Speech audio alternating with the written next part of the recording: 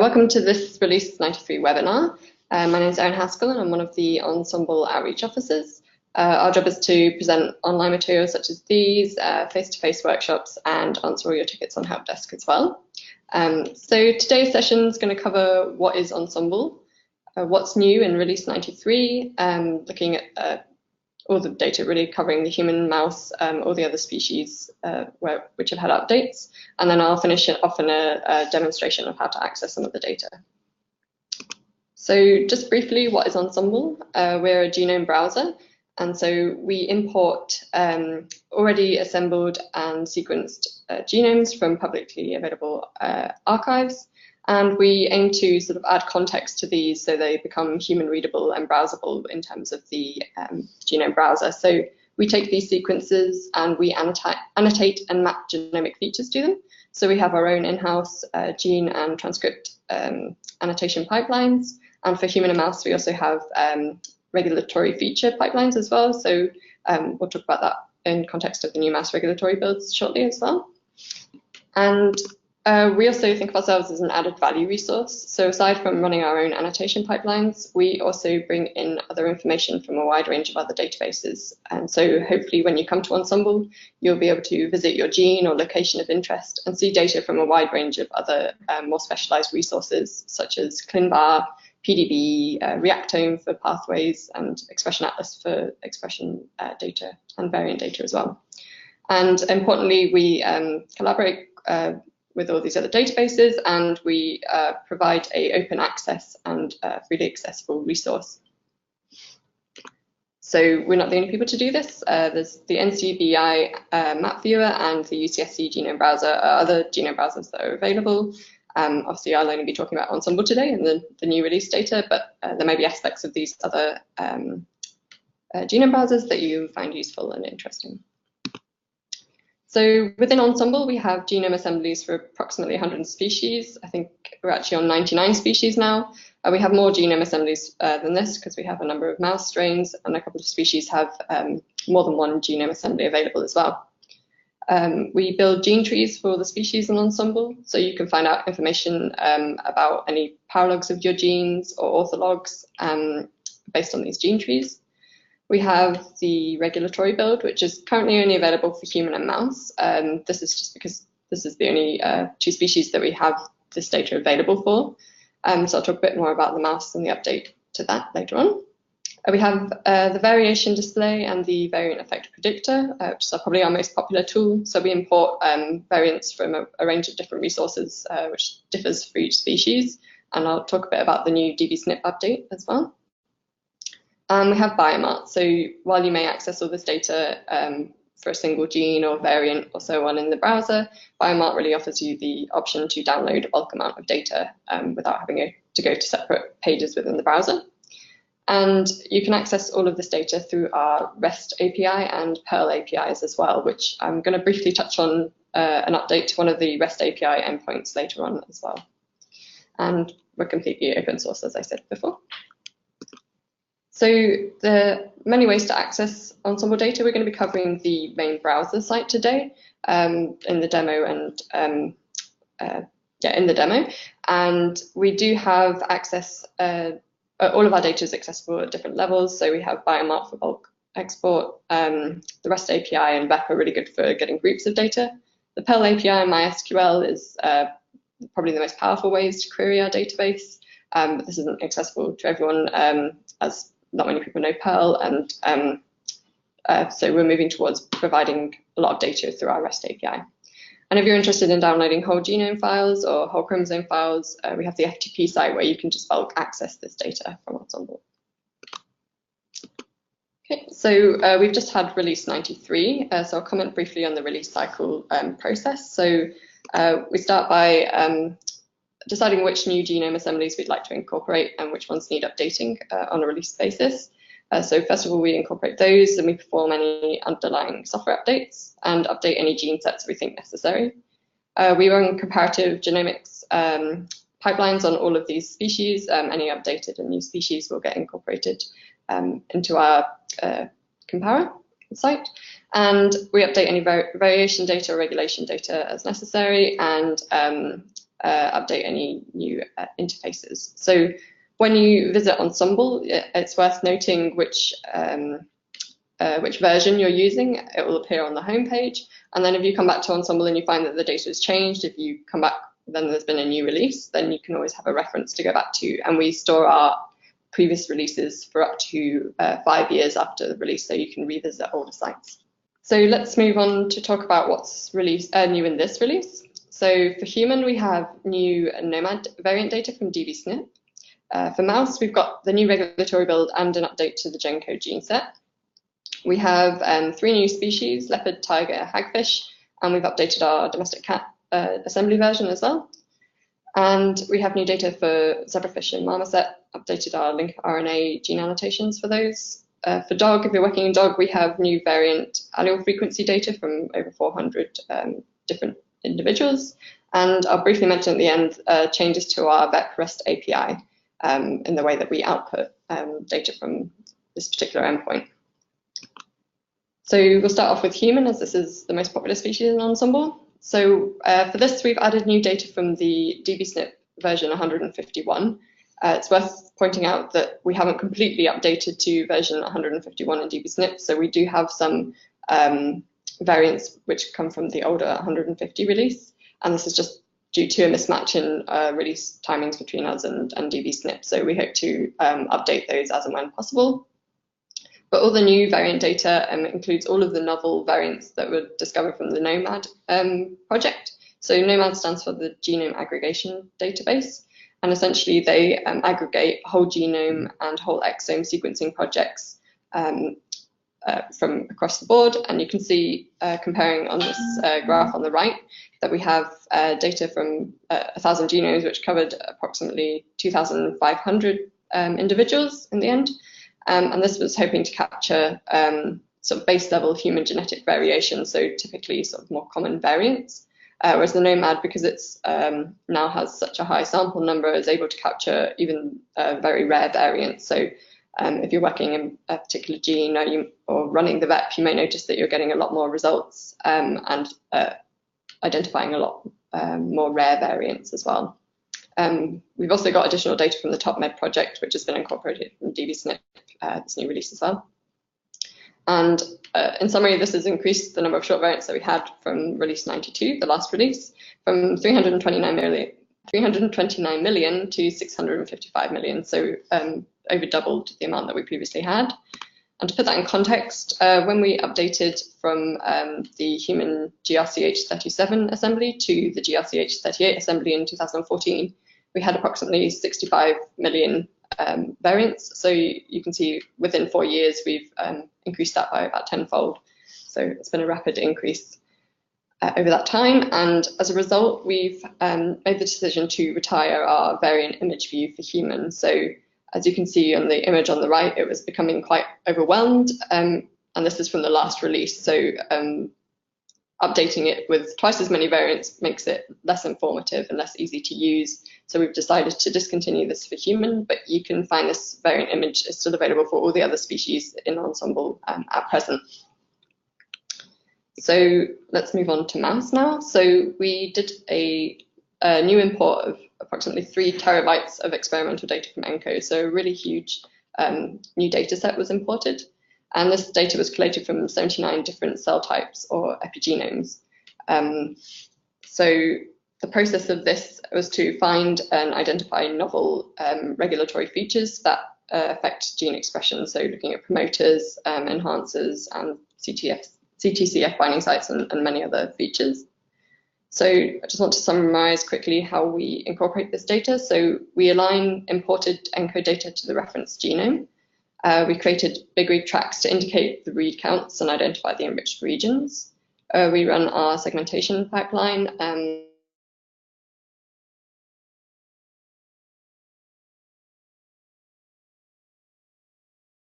And then we compared all of these across all the multiple cell types to identify the consensus regulatory features. So we could identify regions within the whole genome which have a typical signature related to regulatory features.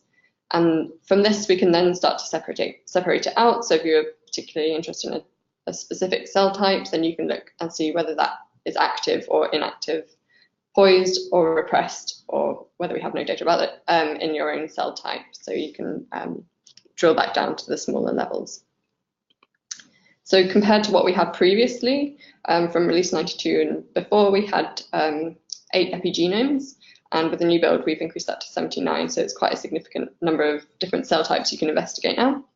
And as a result, we've been able to annotate approximately 100,000 more features across the genome.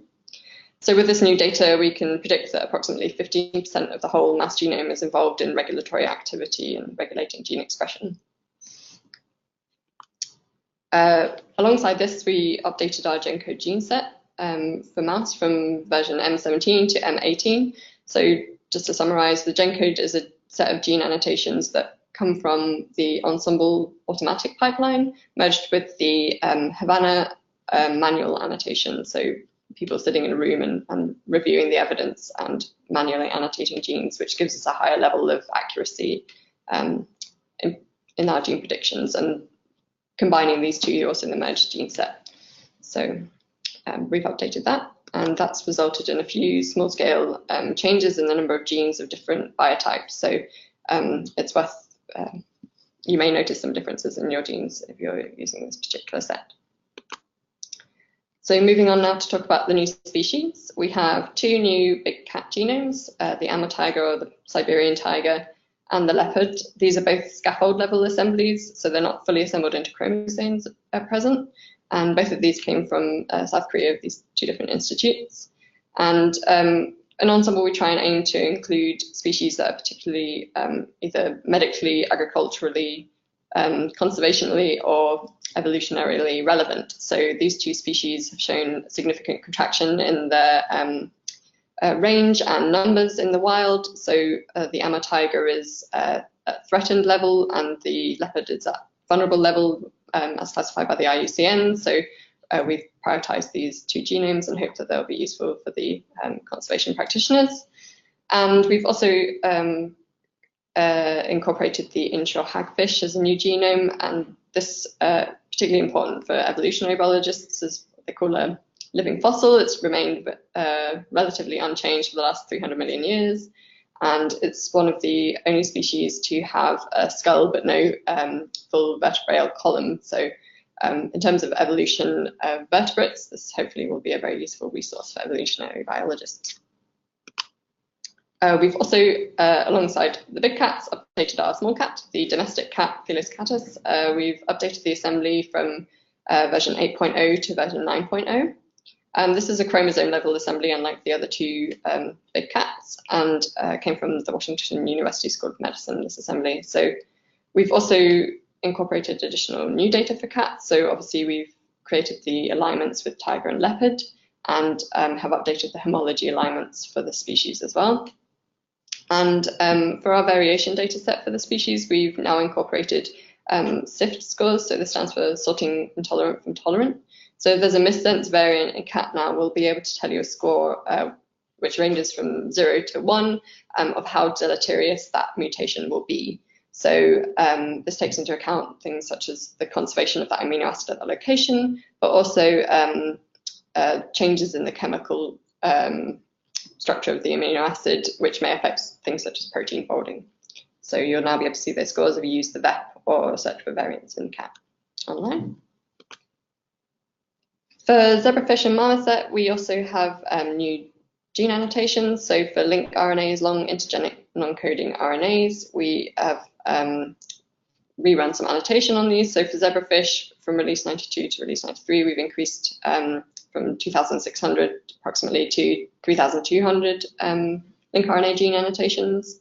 And for Marmoset, this has increased from only having 6 to 739. So hopefully this will be of use to researchers as well. And finally, just to highlight the changes in our VEP REST API output if you use this.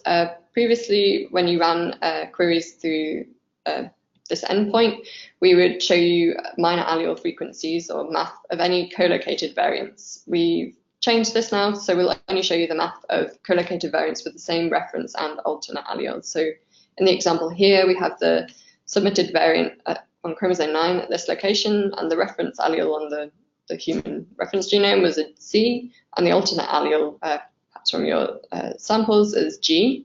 If we have an existing variant at this location which has the alternate allele of T, we'll now no longer print that information about the minor allele frequencies because they don't match your inputted variant.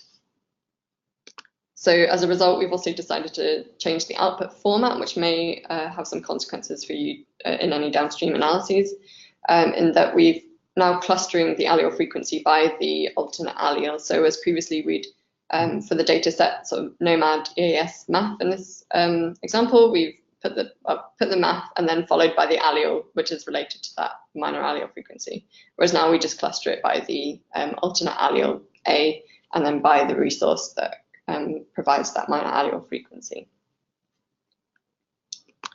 Okay, so we're just going to hop out of the presentation now and go to Ensembl and see how to find new variants of a gene of interest in human, how to find out information about the new regulatory build in mouse, and where to find out information about the new species as well that we have.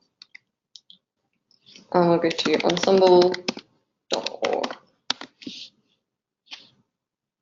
Okay, so I'm on the homepage for Ensembl. We have the navigation bar at the top, which will stay present on every page. And we have the search box here, the main search box, as well as how to find your species, which we'll come back to a little later on.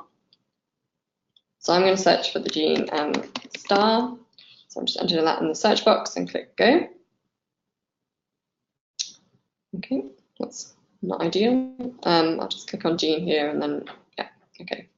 So we can see that this result here says star and then human gene. I didn't specify the species, but as humans the most popular, it comes up first. So I'm going to click on this. Okay, and we come to the gene homepage. I'm going to jump and click straight away on the variant table, which is over here on the left-hand side. I'm going to show you how to find new variants within a gene from the new resource. So we come to the variant table where you can see variant IDs as listed as rows and then the various characteristics of these, including consequence types and source evidence. So you can see immediately these first two results come from dbSNP 151, and then lower down on the third row we have dbSNP without any version number on. So the new data is from this dbSNP, and I said in the presentation that we do still have data available from the older version, which is what you can see here. If you want to quickly filter and just find the new variants, if you've been working on this gene for some time, then you can click on this filter other columns button, find the source, and then if you turn all off, you can quickly turn the dbSNP 151 on. And now you can see that it's filtered the table below, and you can see we've got top med data, gnomAD data, which is the only sources from which these have come from. And clicking on these, you'll be able to see the population frequencies from these projects. So here we've got 3' UTR variant. Come to the variation tab highlighted at the top. If I click on population genetics, we'll be able to see the frequencies of these from the gnomAD population. Okay, so I'm going to click on Ensembl here and go back to the home page. And we'll have a look now at the mouse regulatory data. So I'm going to scroll down into the section about all the different species and click on mouse here. Okay, and if we scroll down, we can see all the different data types available for mouse highlighted in these separate boxes. So we have comparative genomics, variation, and at the bottom here we have regulation data. So if you wanted to read more about how the regulatory build is created, then you can click here and that'll take you to our help page. But first I'm going to click on this experimental data sources link here, which will hopefully load. Okay, I'll open this example regulatory feature and we can come back to that hopefully when that loads. So I clicked on the example, but if you type in any in ENS-MUS-R ID, then you'll come to the regulation tab here. So we can see in this example that we have an enhancer. And if we scroll down on the summary page, we can see that we have it represented here as this bar. And if you click on it, it will tell you what type of regulatory feature we have. This display also has CRISPR sites highlighted in green here, and although you can't see it, this appears to be an intron of a gene. As you can see, this track here is called gene, so if we click on this, if we click on this, then it will tell us what gene we've got, VEP kinase activator 3B. And if we want to see what cells this feature is active in, if we scroll down, we have a summary of regulatory activity. So we have all of the cell types or epigenomes that this feature is active in, so intestine, liver, lung, and so on, and then many cells that it is inactive in. To see this in more detail, if you scroll up, we can click on details by cell type. And here we can select individual cells to have a look at. So I'm going to click on this. I'm going to click on this Bruce 4E, which was inactive, and also on intestine PO, which I know is active. So if I click to close this now,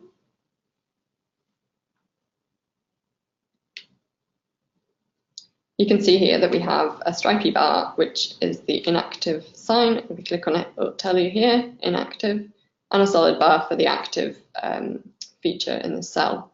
We can add evidence if we're interested in seeing different histone modifications or transcription factor binding sites, transcription factors, sorry. So if we just turn all on, and I can click to close, and by default, it's going to show us the peaks of this data. So here we have this H3K4 single methylation on the histone. If you're not sure of what these mean, you can always click on the legends. And you can see here these black triangles represent peaks. If you really want to see the raw data as well, you can add this signal option, and that will show you the aligned bigwig graphs. Okay, and similarly, if you're not sure what these colors mean, if you click on the legend, it will tell you CTCF data and EP300 transcription data. Okay. There's more of this information of where to access the regulatory build, the novel data for mouse on our blog, ensembl.info. We released a mouse regulatory build specific blog, which details how to find this within the browser, within the different tabs, and also from the APIs and FTP sites. So I'm just going to click on this tab up here, which is what I clicked on earlier that didn't load. This explains all of the different types of epigenomes that we have from the ENCODE project. So these hindbrain E15.5, actually, if you look at the description, will tell you that this is from embryonic mice at 15.5 days of maturity. So if you're not sure of any of those, you can find those present in the information page for experimental sources. Okay, I'm going to click again on this Ensembl link to go back to the home page, just to quickly show you where you can find out the information about the new builds, new genome assemblies in Ensembl. So if I scroll down to this species section, I can click here to view a full list of species. And filtering here, I can type in tiger to find the new tiger genome. And clicking on this will take me to the home page where I can find out what data is available. So we don't currently have variation data for this, but you can run your variants in our variant effect predictor. And if I click on this link here about more information and statistics, you can see some summary information and also the description of this assembly and where it came from and so on. Okay, so with that, I'm going to jump back into my other presentation. So if you're interested in finding out more data about Ensembl and taking some courses and webinars, we have a webinar open for registration currently. You can go to ebi.ac.uk/training and find other resources, webinars there as well from the EBI. We have a YouTube channel where this video will be uploaded to, so you can access it and many other videos about how to use Ensembl. Please feel free to email us about anything at all at helpdesk.ensembl.org if you've got any comments or questions about the data, or subscribe to our mailing list as well. And you can keep in touch by following us on Facebook, Twitter, and if you go to our blog, ensembl.info, that's where you're going to find all of the information about our release news, what we intend to do in any upcoming releases, as well as a lot of other information about how to access data in Ensembl. If you do use us in your work, we'd be really appreciative if you'd cite us as well. So we release a new publication every year detailing the new data that we have.